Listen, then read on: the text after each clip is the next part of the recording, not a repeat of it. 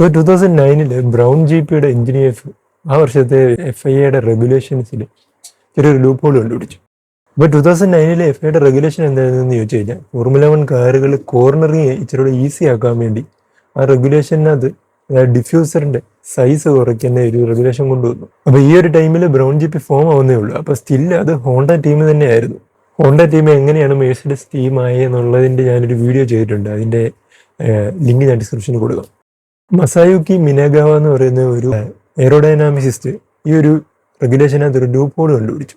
അപ്പോൾ FIA പുതിയ regulation എന്താണെന്ന് ചോദിച്ചു കഴിഞ്ഞാൽ താഴേന്ന് നോക്കുമ്പോൾ ആ ഡിഫ്യൂസറിന് ഒരു സെർട്ടൻ ഹൈറ്റും വിത്തുവേ പാടുള്ളൂ എന്നായിരുന്നു റൂള്. പക്ഷെ അതിനകത്ത് എന്തെങ്കിലും ഹോൾ ഇട്ടാലോ അല്ലെങ്കിൽ എന്തെങ്കിലും പർട്ടിക്കുലർ ഷേപ്പ് കൊണ്ടുവന്നാലോ കുഴപ്പമില്ല. അപ്പോൾ ഡിഫ്യൂസേഴ്സ് എന്തിനാണ് കാറിൽ ഉപയോഗിക്കുന്നത് നമുക്കറിയാം. അപ്പോൾ ഡിഫ്യൂസറിനെ കുറിച്ച് ഞാനൊരു വീഡിയോ ചെയ്തിട്ടുണ്ട്. അതിൻ്റെ ലിങ്ക് ഞാൻ കൊടുക്കാം. ഹോണ്ടയുടെ എഞ്ചിനീയേഴ്സ് എന്താ ചെയ്തതെന്ന് ചോദിച്ചു കഴിഞ്ഞാൽ ഈ ഡിഫ്യൂസേഴ്സിൽ അവിടെ ഇവിടെ ആയിട്ട് ഹോൾസ് ഇട്ടു, ചാനൽസ് ഇട്ടു.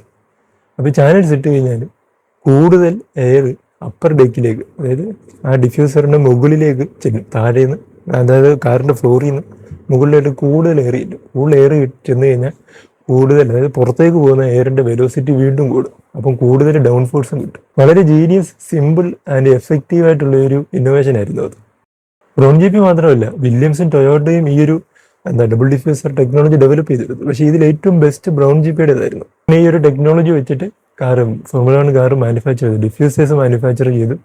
കാറിൽ ട്രാക്കിൽ പോകുമ്പോൾ എന്താ പ്രത്യേകത എന്ന് ചോദിച്ചു കഴിഞ്ഞാൽ ഹൈ സ്പീഡ് കോർണർ എടുക്കുമ്പോഴത്തേന് ആ ഒരു ഡ്രൈവറിന് കൂടുതൽ സ്റ്റേബിൾ ആയിട്ട് കോർണർ ചെയ്യാൻ പറ്റും. എന്ന് പറഞ്ഞാൽ സ്പീഡ് കുറയ്ക്കാതെ തന്നെ കോർണറിങ് ചെയ്യാൻ പറ്റും. അപ്പോൾ ബ്രൗൺ ജി പിയുടെ ഇന്നോവേഷൻ കണ്ടിട്ട് ഫെറാറി, മക്ലാരൻ, റെഡ് ബുൾ പോലുള്ള ടീമുകൾ FIAക്ക് ഇവർക്ക് ഒരു കംപ്ലൈൻറ്റ് കൊടുത്തു. പക്ഷേ ബ്രൗൺ ജി പി ഈ ലൂപ്പ് ഹോൾ വെച്ചിട്ട് വാദിച്ചിട്ട് അവർ ജയിച്ചു. ആ സീസണിൽ ഡബിൾ ഡിഫ്യൂസർ ഉപയോഗിക്കാന്നുള്ള രീതിയിൽ FIA വന്നു. പക്ഷേ ഇങ്ങനൊരു റൂള് വന്നതുകൊണ്ട് തന്നെ മറ്റ് ടീമുകൾ അവരും അവരുടെ കാറുകൾ എൻ്റയർലി റീഡിസൈൻ ചെയ്തു മിഡ് സീസണിൽ. പക്ഷെ അതുകൊണ്ടൊന്നും യൂസ് ഉണ്ടായില്ല. അപ്പോഴത്തേനും ബ്രൗൺ ജി പി എത്രയോ മുമ്പിൽ ഭയങ്കരമായിട്ട് ലീഡ് ഉയർത്തി ടോപ്പിൽ എത്തിക്കഴിയും. പക്ഷെ അടുത്ത വർഷം 2010 പുതിയ റെഗുലേഷൻ വന്നപ്പോഴത്തേന് കംപ്ലീറ്റ്ലി FIA ഈ ഒരു സിസ്റ്റത്തിനെ ബാൻ ചെയ്തു. അപ്പോൾ ബ്രൗൺ ജി പിയുടെ ഈ ഒരു സിമ്പിൾ ബട്ട് പവർഫുൾ ആയിട്ടുള്ള ഇന്നോവേഷൻ കാരണമാണ് പിന്നീട് വന്ന മെഴ്സിഡീസ് ടീമിൻ്റെ ആ ഒരു ഡൊമിനേഷൻ ഉണ്ടല്ലോ, 2014 തൊട്ട് 2021 വരെ ഡൊമിനേഷന് ഗ്രൗണ്ട് വർക്ക് കിട്ടും. പക്ഷേ ഈ ഒരു എൻ്റെ ഒരു കോൺട്രവേഴ്സിയിൽ ഒരു ഫൺ ഫാക്ട് ഉണ്ട്. എന്താണെന്ന് വെച്ച് കഴിഞ്ഞാൽ ഈ ബ്രൗൺ ജി പിയുടെ ഓണർ ഉണ്ടല്ലോ, റോസ് ബ്രൗൺ, FIAയോട് പുള്ളി ഇങ്ങനെ ഒരു ലൂപ്പ് ഹോളിനെ പറ്റി പറഞ്ഞായിരുന്നു. പക്ഷേ അത് FIA അത് ശ്രദ്ധിച്ചില്ല. അപ്പം പിന്നെ റോസ് ബ്രൗൺ ഒന്നും നോക്കാനില്ല. റോസ് ബ്രൗൺ നേരെ പുള്ളിയുടെ എഞ്ചിനീയേഴ്സിനോട് വന്ന് കാര്യം പറഞ്ഞു.